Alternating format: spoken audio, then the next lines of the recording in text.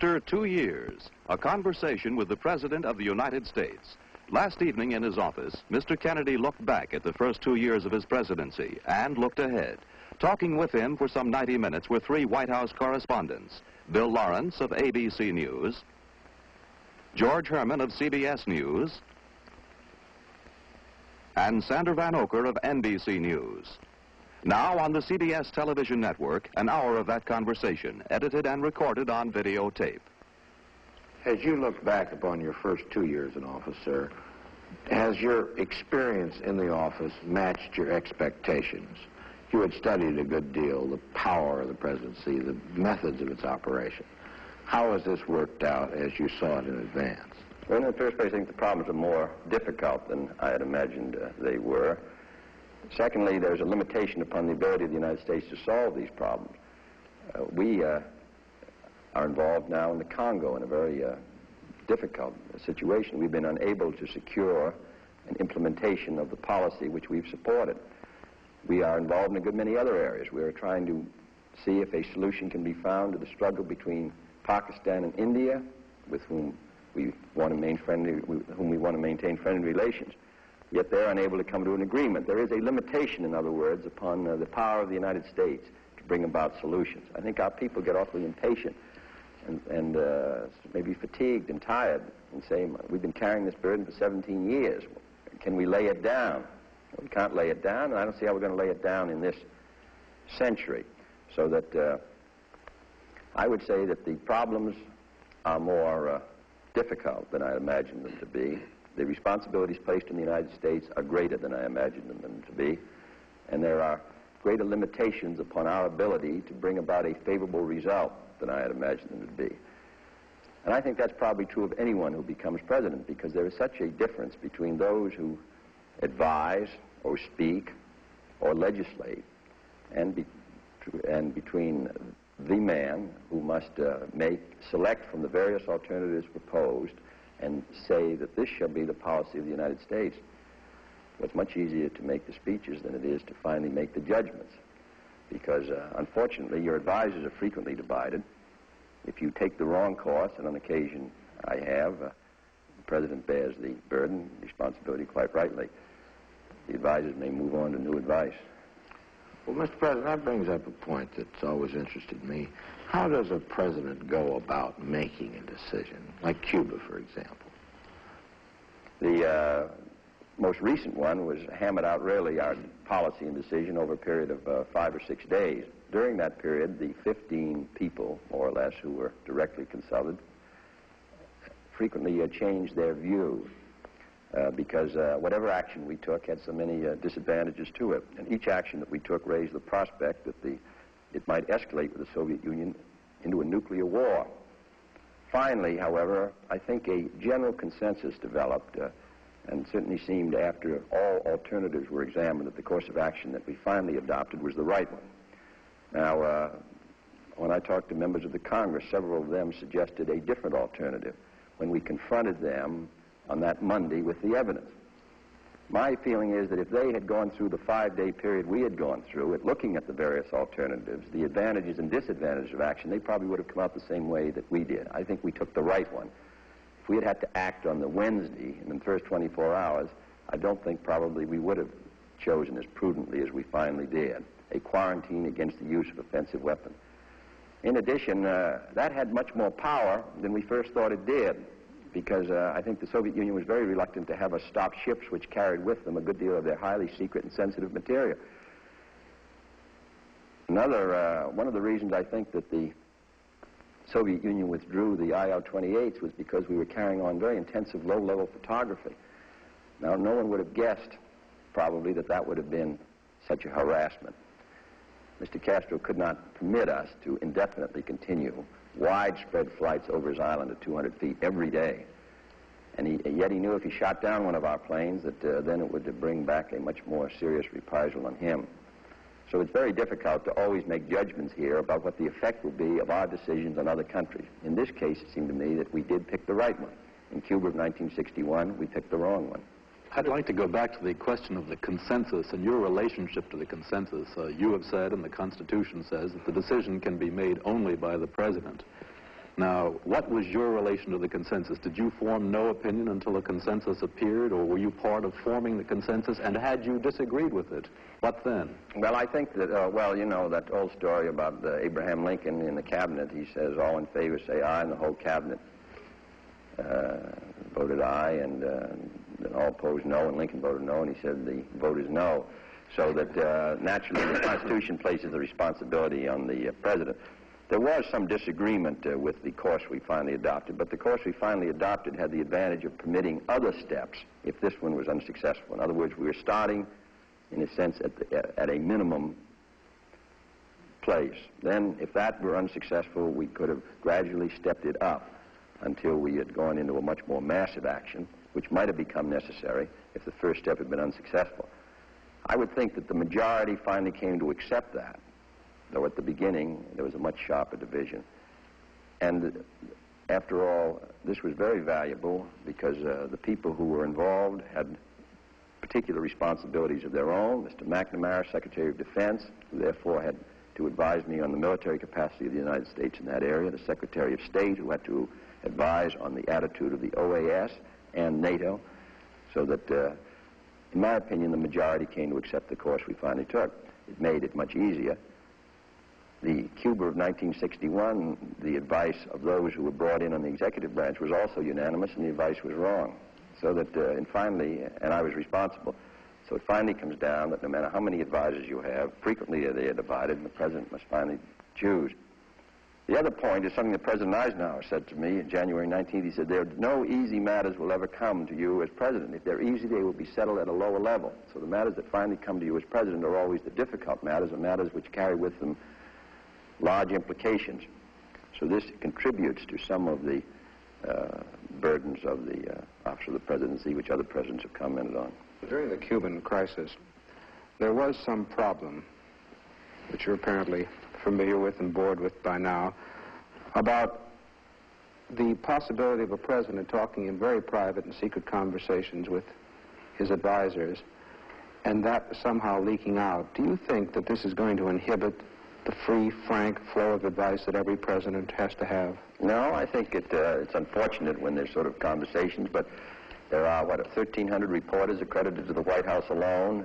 There are, I suppose, 100 or 150 people who are familiar with what goes on because in the Security Council meetings, in one way or another, you've got the people who are actually there, and you've got others who are given instructions as a result of the decisions there, and I suppose people do talk, and then as I said at the time of the Cuban disaster of April '61 that the success is 100 fathers and defeats an orphan.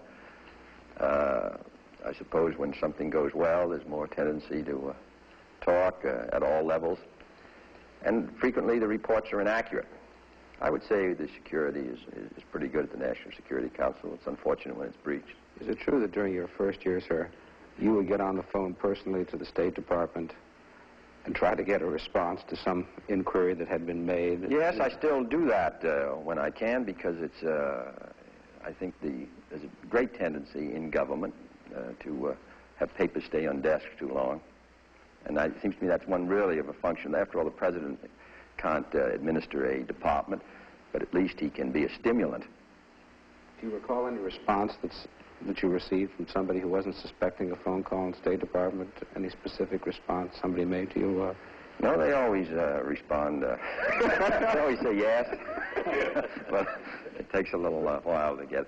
You know, after I met Mr. Khrushchev at Vienna, and they gave us an aide-memoire. It took many weeks to get our answer out through the State Department, coordinate with the British, the French, and the Germans. It took much too long. It seems to me we've been able to speed it up, but this is a constant problem in various departments. There are so many interests that are involved in any decision. No matter what whether the decision is about Africa or Asia, it involves the Europe's desk, it involves the desk of the place, it involves the Defense Department, it might involve the CIA, it frequently involves the Treasury, it might involve the World Bank, or it involves the United Nations delegation. So it seems to me that one of the functions of the president is try to have it move with more speed. Otherwise, you can wait while the world collapses. You once said that you were reading more and enjoying it less. Are you still as avid a newspaper reader, magazine remember those of us who traveled with you on the campaign, a magazine wasn't safe around you. Oh, it is. No. I think it's invaluable, even though it may cause you it's never pleasant to be reading things frequently that are not agreeable news, but I would say that it's an invaluable arm of the presidency as a check, really, on what's going on in administration. And more things come to my attention that cause me either concern or give me information. So I would think that Mr. Khrushchev, for operating a totalitarian system which has many advantages as far as being able to move in secret and all the rest, there's a terrific disadvantage not having the abrasive quality of the press applied to you daily to an administration. When you have, even though we never like it, and even though we don't, even though we wish they didn't write it, and even though we disapprove, there isn't any doubt that we couldn't do the job at all in a free society without a very, very active press. Now, on the other hand, the press has the responsibility not to distort things for political purposes, not to just take some news in order to prove a political point. It seems to me their obligation is to be as tough as they can on administration, but do it in a way which is directed towards getting as close to the truth as they can get, and not merely because of some political motivation.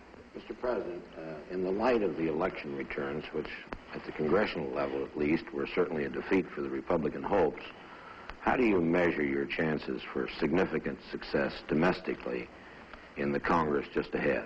Well, I think we'll be in about the same position of the last 2 years.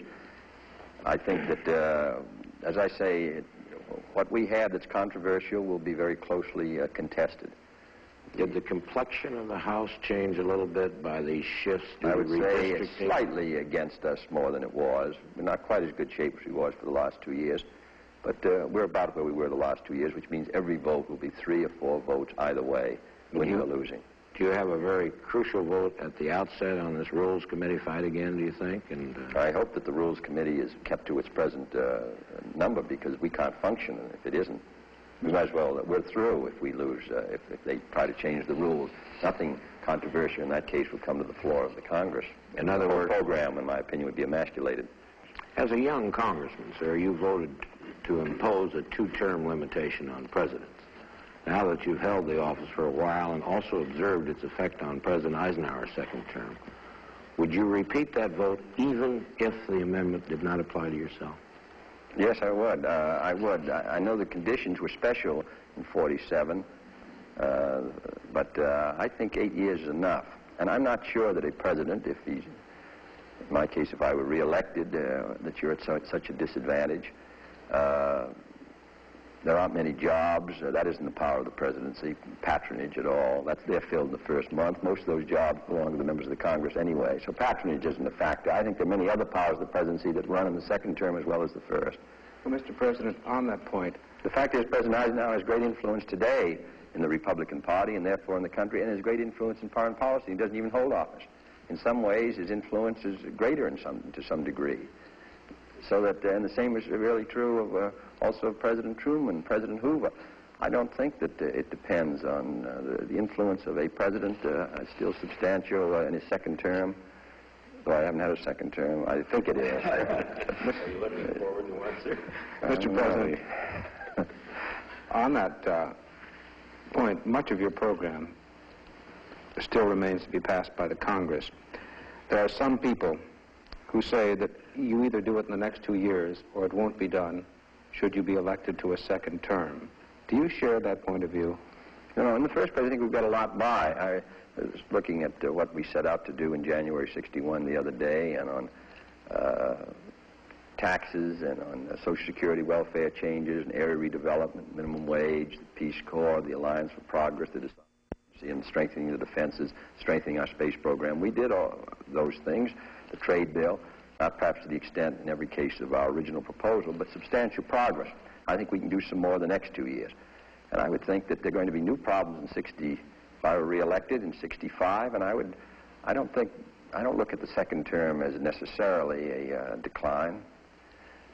I don't think that at all. In fact, I think you know much more about the position. It's a tremendous change to go from being a senator to being president. In the first months, are very difficult.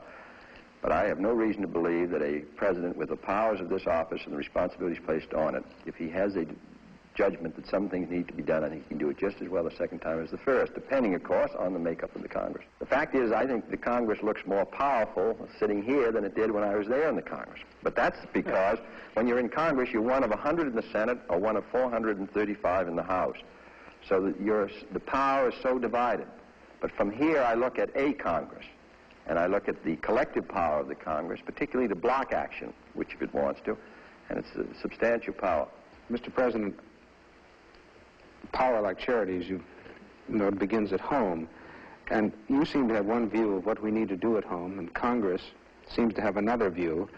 A lot of money will be appropriated for defense and national security, but there's a certain reluctance to devote money to another form of capital investment, education, and other things like that at home. Is it purely a question of money, or is this religious thing really going to make it impossible for you to get the Education Act passed? Well, education, it's certainly the question of how the funds will be distributed and how they will be shared is one of the factors. The integration question is another matter which comes into it. I think that, you know, Thomas Jefferson once said to expect the people to be ignorant and free is to expect what never was and never will be. Here we're going to have twice as many people trying to go to college in 1970 as 1960. That means we have to build as many buildings in 10 years as we built the whole 160 years of our country's history. Then you've got these millions of young boys and girls who are dropping out of school, who are unskilled at a time when skilled labor is needed and not unskilled. So we need money for vocational training to train them in skills, to retrain workers, to provide assistance funds for colleges, and then to provide assistance to those who are going to get doctorates, higher advanced in engineering, science, and mathematics. We have a severe shortage there, and yet we're asking for the space, defense, and all the rest. The Soviet Union is concentrating on this. So all this requires funds, but it's all in controversy. Some people feel the federal government should play no role, and yet the federal government, since the Land Grant Act and back to the Northwest Ordinance, has played a major role. I think the federal government has a great responsibility in the field of education. We can't maintain our strength industrially, militarily, scientifically, socially without very well-educated citizenry. And I think the federal government has a role to play. So we're going to send up a program.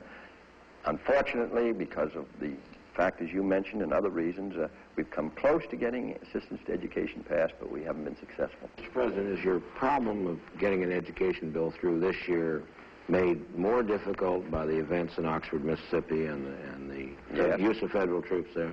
Yes, I think so. Well, I think so. How will you combat this new? Well, as I say, we've got this is a case of where we've come very close. President Eisenhower came close. We came close once. We got a bill through the House, through the Senate, almost through the House. We didn't get it. And another trying for higher education through the Senate, the House, and then failed. The conference failed.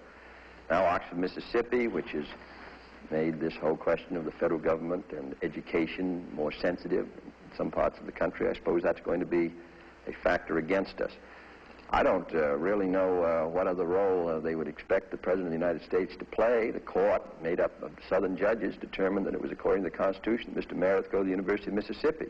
The governor of Mississippi opposed it, and there was rioting against Mr. Meredith, which endangered his life. We sent in marshals, and after all, 150 or 60 marshals were wounded one way or another out of 400 or 500, and at least 3/4 of the marshals were from the South themselves. And then we sent in troops when it appeared that the marshals were going to be overrun. I don't think that anybody who looks at the situation could think we could possibly do anything else. But on the other hand, I recognize that it's caused a lot of bitterness against me and against the national government in Mississippi and other parts. And though they expect me to carry out my oath, Constitution, and that's what we're going to do. But it does make it more difficult to pass an education bill. But I think we shouldn't penalize this great resource of our youth for all these reasons. Instead, we ought to do the job and get these schools built, these teachers compensated, and higher education available to all these boys and girls. And every time I drive around the country, that's all you see are 6 and 7 and 8 and 9-year-old children who are going to be pouring into our schools and colleges. And every governor will tell you that's his major problem, providing educational facilities. Well, the national government has a responsibility. If we could return for a moment to the subject of the President's responsibility in foreign affairs. Now, when some congressmen disagreed with your course of action over Cuba on that Monday, the responsibility you had by the Constitution was very clear. But in domestic matters where the responsibility is divided, how do you use the presidency, in Theodore Roosevelt's phrase, the bully pulpit, to move these men who really are kind of barons and sovereigns in their own right up there on the Hill? Have you any way to move them toward a course of action which you think is imperative? Well, the Constitution and the development of the Congress all give advantage to delay. It's very easy to defeat a bill in the Congress. It's much more difficult to pass one. To go through a committee, say the Ways and Means Committee of the House, a subcommittee and get a majority vote, the full committee, get a majority vote, go to the Rules Committee and get a rule, go to the floor of the House and get a majority, start over again in the Senate, subcommittee and full committee, and in the Senate there is unlimited debate, so you can never bring a matter to a vote if there's enough determination on the part of the opponents, even if they're a minority, to go through the Senate with the bill, and then unanimously get a conference between the House and Senate to adjust the bill, or if one member objects, to have it go back through the Rules Committee, back through the Congress, and have this done on a controversial piece of legislation where powerful groups are opposing it. That's an extremely difficult task, so that the struggle for a president who has a program to move it through the Congress, particularly when the seniority system may place particular individuals in key positions who may be wholly unsympathetic to your program, maybe even though they're members of your own party in political opposition to the president. This is a struggle which every president who's tried to get a program through has had to deal with. After all, Franklin Roosevelt was elected by the largest majority in history in 1936, and he got his worst defeat a few months afterwards in the Supreme Court bill. So that they are two separate offices and two separate powers, the Congress and the presidency. There's bound to be conflict, but they must cooperate to the degree that's possible. But that's why no president's program is ever put in. The only time a president's program is put in quickly and easily is when the program is insignificant. But if it's significant and affects important interests and is controversial, therefore, then there's a fight, and then the president is never wholly successful. Well, Mr. President, which is the better part of wisdom? To take a bill that's completely emasculated, that you had great interest in, and accept it, or accept its defeat in the hope of building up public support for it at a later time? Oh, I would say, given the conditions you described, I think it would be better to accept the defeat. But that's usually what has happened, and what has happened to us in the last 2 years. A good many of our bills passed in reasonable position, not the way we sent them up, but after all, the Congress has its own will to and own feelings and its own judgment, and they are close to the people. The whole House of Representatives have just been elected, so that it's quite natural that they will have a different perspective than I may have. So I would say that what we ought to do is do the best we can, but if it's completely emasculated, then there's no sense in having the shadow of success and not the substance.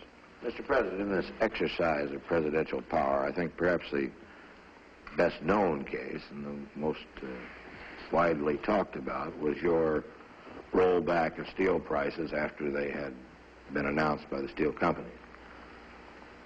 Some people have suggested that in retrospect, perhaps you would not have acted so vigorously. Is there any truth in this suggestion? No, I must say I think it would have been a very serious situation if, though I don't like to rake over old fires, I think it would have been a serious situation if I had not attempted with all my influence to try to get a rollback, because there was an issue of good faith involved. The steel union had accepted the most limited settlement that they had had since the end of the Second War. They had accepted it 3 or 4 months ahead. They did it in part, I think, because I said that we could not afford another inflationary spiral that would affect our competitive position abroad. So they signed up. And then when their last contract was signed, which was the Friday or Saturday before, then steel put its prices up immediately. Well, it seemed to me that that was the question of good faith was involved, and that if I had not attempted, after asking the unions to accept a non-inflationary settlement, if I hadn't attempted to use my influence to have the companies hold their prices stable, I think the unions could have rightfully felt that they had been misled. In my opinion, it would have endangered the whole bargaining between labor and management, would have made it impossible for us to exert any influence from the public point of view in the future on these great labor management disputes which do affect the public interest. So I have no regrets. The fact is we were successful. Now, supposing we had tried and made a speech about it and then failed, I would have thought that would have been an awful setback to the office of the presidency. Now, I just think that looking back on it, I wouldn't change it at all. There's no sense in raising hell and then not being successful. There's no sense in putting the office of the presidency on the line on an issue and then being defeated. Now, an unfortunate